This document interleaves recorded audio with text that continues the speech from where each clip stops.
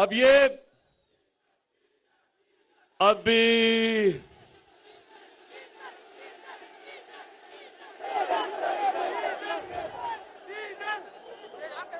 میری جنرل باجوہ سے بات ہو رہی تھی. انہوں نے کہا کہ عمران دیکھیں فضل الرحمان کو ڈیزل نہ کہنا.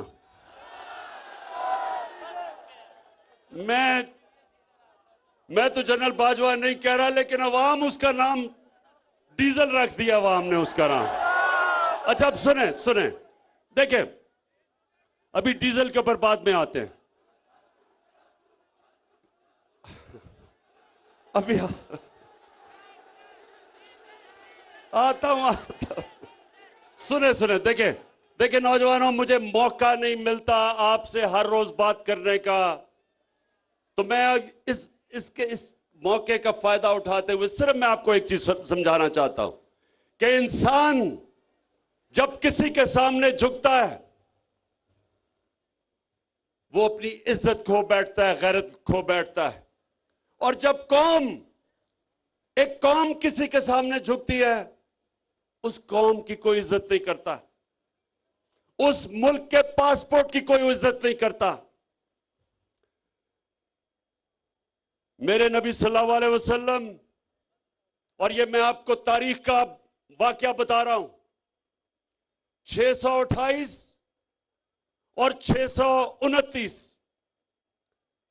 میرے نبی صلی اللہ علیہ وسلم نے 2 سپر پاورز تھی وقت کی، ایک روم کی سپر پاور اور دوسرا ایران میں سپر پاور تھی. دنیا ان دونوں سپر پاورز کے بیچ میں بٹی ہوئی تھی. تو مسلمان تو تھوڑے سے تھے، ابھی مسلمان تھوڑے تھے، چند ہزار تھے. تو دنیا کی تاریخ کے سب سے عظیم لیڈر میرے نبی صلی اللہ علیہ وسلم دونوں سپر پاورز کے سربراہ کو خط لکھتے ہیں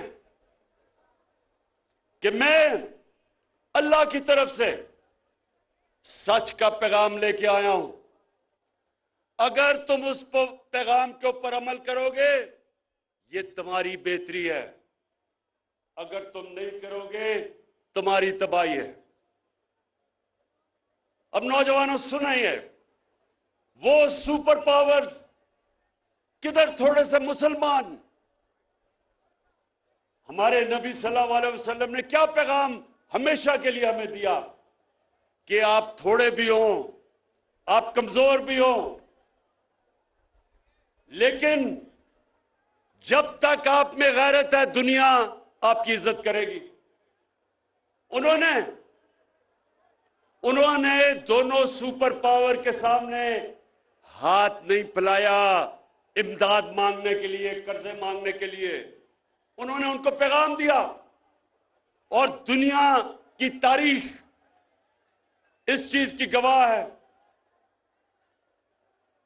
کہ 8-9 سالوں کے بیچ میں دونوں سپر پاورز مسلمانوں کے سامنے گھٹنے ٹیک دیتی ہیں.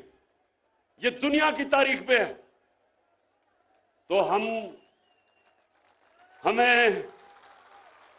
ہمیں اللہ نے حکم دیا قرآن میں